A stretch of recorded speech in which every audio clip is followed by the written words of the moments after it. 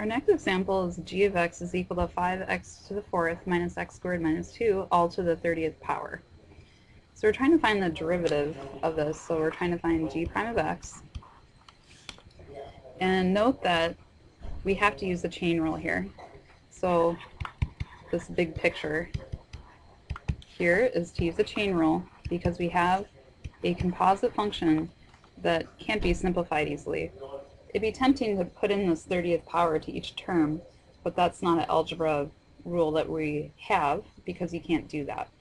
So you can think of this, if it were squared, it'd be the same thing. We'd have to write everything in parentheses times itself. We don't want to do this so that we have 30 factors. That's what it would take to do this some other way in expanded form. So definitely the chain rule is the preferred method here. So for the chain rule, the outer function is the 30th power. So taking the derivative of the outside of the function, evaluated the inner function involves taking whatever's in parentheses to the 30th power and just do the derivative of the power part, which means we bring the 30 down front and then we have the original stuff on the inside, 5x to the fourth minus x squared minus 2. It's not the derivative, it's just the original inside. And then our new power is 29. So this part is the f prime of g of x, or the derivative of the outer function evaluated the inner function. To finish this off with the chain rule, we're required to find g prime of x, or the derivative of the inside of the function. So I'm going to write some parentheses, and now we take the derivative. 5 times 4 is 20, times x to the third minus 2x minus 0. And then I'm all done. So you can just leave your answer this way, and this problem is done. I'll just go ahead and do another example since that one was so short. For the next problem, let's say we have m of x,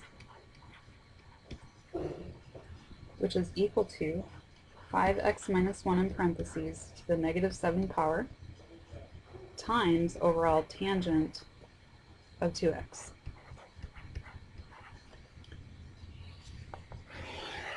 So now the big picture here is not the chain rule. We have a product of two functions of x. So we're going to have to use the product rule as our big picture. So I'm going to identify the first function, 5x minus 1 to the negative 7 power, is my f in the product rule. And then tangent of 2x is my g. So with the product rule, what we're going to have is m prime of x is equal to f g prime plus g f prime. And we'll start working on this. So f is just this original function, 5x minus 1 to the negative 7 power. So that's not hard at all. Now g prime, I got to be careful here because it's tangent of 2x, not just tangent of x. So this is a composite function, and what's going to be required is using the chain rule. So I'm just going to show some notation that I'm going to hold off on actually taking that derivative right now. So the d over dx identifies that. And then I'm going to move on to writing the rest of the product rule so I don't lose my place and not address the context of where that g prime has to go. Okay, so we have our fg prime written out, and then we need plus g, which is just tangent of 2x.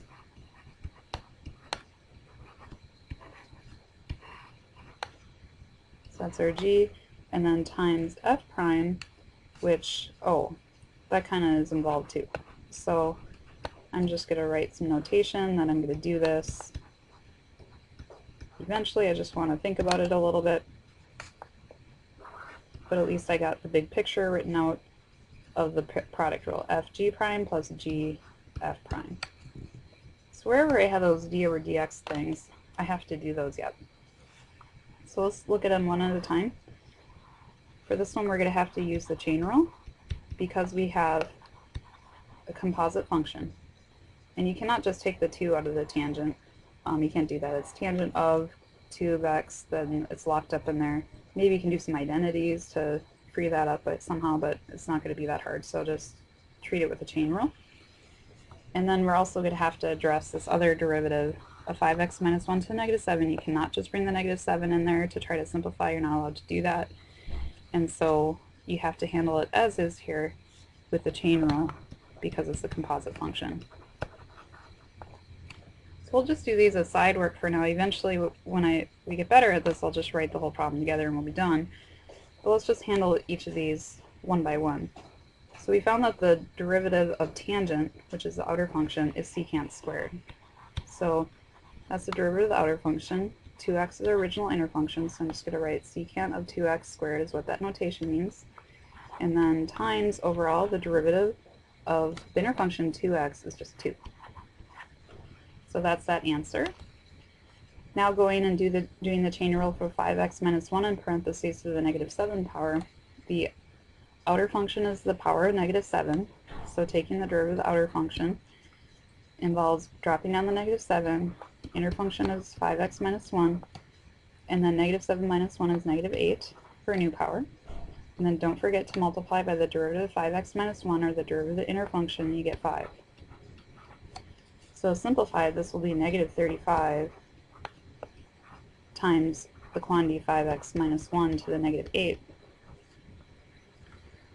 And just writing this other one before I plug it in with the 2 out front. And so for this one, I forgot to put in these extra directions that you don't need to simplify the result because this is going to be kind of a mess.